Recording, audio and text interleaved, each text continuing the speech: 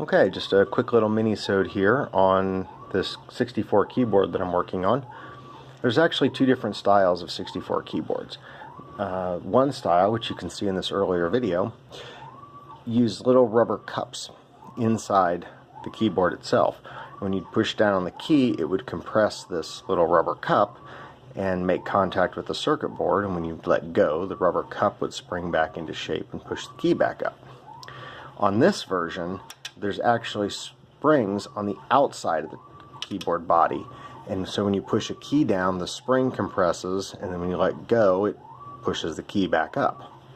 I'll show you that when I start putting this back together. And there's something else I wanted to show you. This is a 3/8 inch by 36 inch wooden dowel that is just the right size to hold all the springs from a 64's keyboard.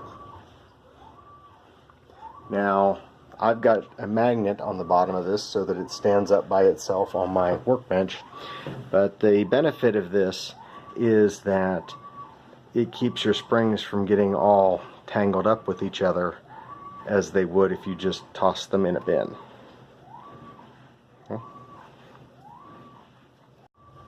Okay, so you can see I've got the keyboard body sitting up on these. These are just some melamine sponges, and the purpose is just to lift the body up off of the surface that I'm working on, and it just kind of sits here in these areas of the keyboard and holds it up and stays out of the way. Now, the key stems themselves look like this. They've got the plus shaped connector for the key on top, and then on the bottom, and I'm going to try to zoom in here on this.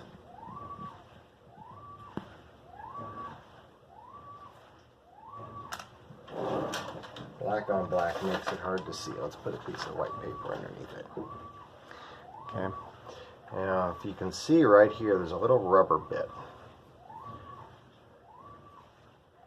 You can see how that compresses. Okay. That's what actually sits on the circuit board and actually makes the connection that registers the key press. Now, these just go in like this. It's very easy. They just slide right in the body like that. Now I'm going to go through and I'm going to put all the rest of these in. They're all identical. The only key that's different at all is the shift lock key. So I'm going to go ahead and put all these back in, and then I'll turn the video back on once we're on the other side. Okay, now that we've got all the key stems or the plungers back in, it's time to put the backing circuit board back on. And see, it's just a flat board. Now, if you look at where each key is, you'll see there's these two contacts, and the rubber bit on the bottom of the key stem will come down and will make contact between both of those pads, and that will tell the computer that a key has been pressed. So now all we have to do is just put this back on here, and there's some little pegs here that will help align it. And now all we have to do is put these screws back in.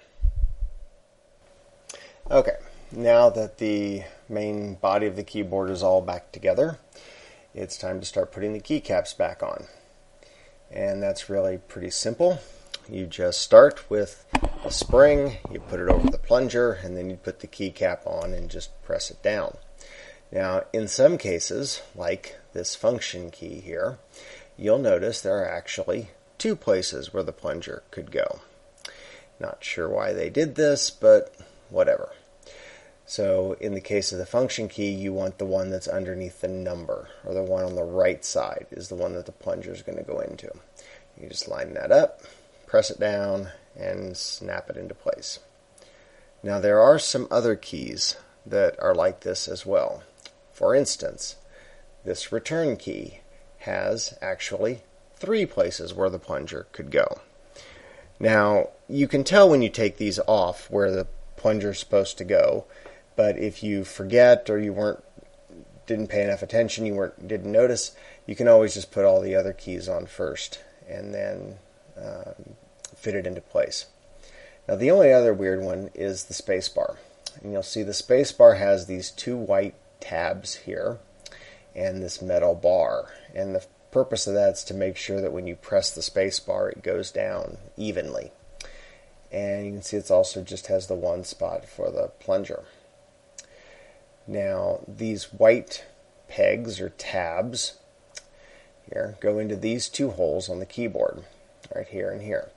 And there's also two little clips where the metal rod has to snap in, and those are here and here. Okay? So to put the space bar on, first thing we have to do is figure out which way it goes on. Now the space bar isn't symmetrical. You can look at the profile here, you can see that it's not the same front and back. So if we look at the function key and the return key, you can see that they've got that same profile. All right.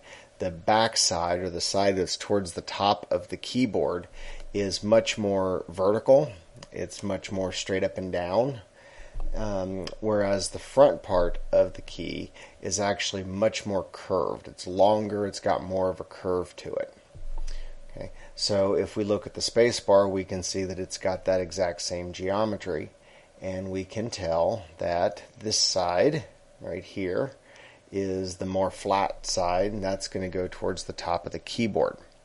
So we just put this on here and line it up, put those white pegs in there, and then we just need to snap this wire into place.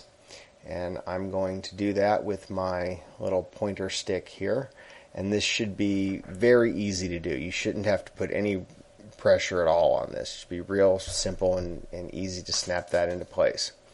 And then we just kind of roll it over here, and we line it up, get a spring. We'll put the spring over the plunger and then just kind of lift and roll the space bar up and over, line it up, and then once you've got the white pegs aligned with the holes, and just press it down and snap it right into place. Okay. Now all that's left to do is to put the other keycaps on and then reattach the shift lock key. Okay, we're back. Now this is mostly together at this point. The only thing we have left to do is to put in the shift lock key. Now, just like there are a couple different styles of keyboards, there are a couple different styles of shift lock mechanism. For this version, you'll notice that the body of the mechanism is square. If you watched my earlier video with a keyboard cleaning, the body for that one was round. They are not interchangeable. So if you have to ever replace this, make sure that you get the right one for the keyboard that you have. Now, it is also my experience that these things are kind of tricky to get back in. The round ones seem to go in a lot easier for some reason, but the square ones seem to be harder.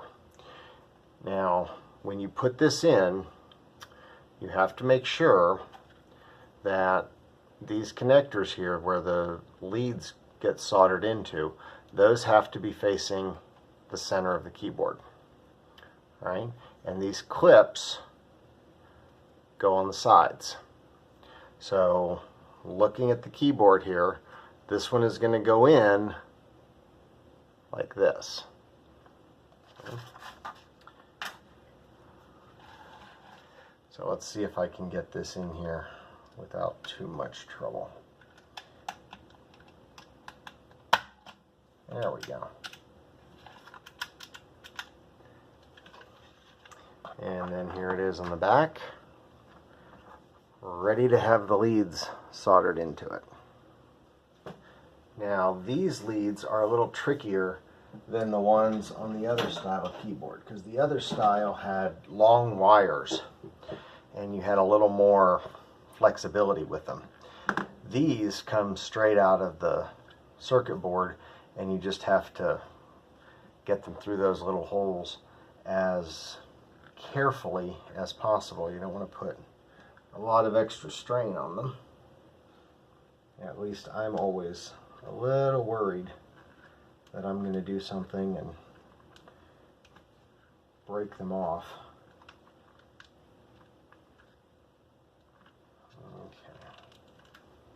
Okay.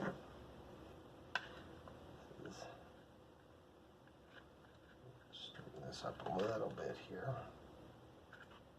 Okay. So they're sitting through there just fine. Now I just need to solder those on.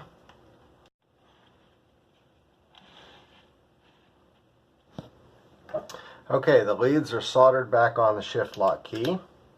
So I just have to put the keycap back on. Now because this has the spring kind of built into the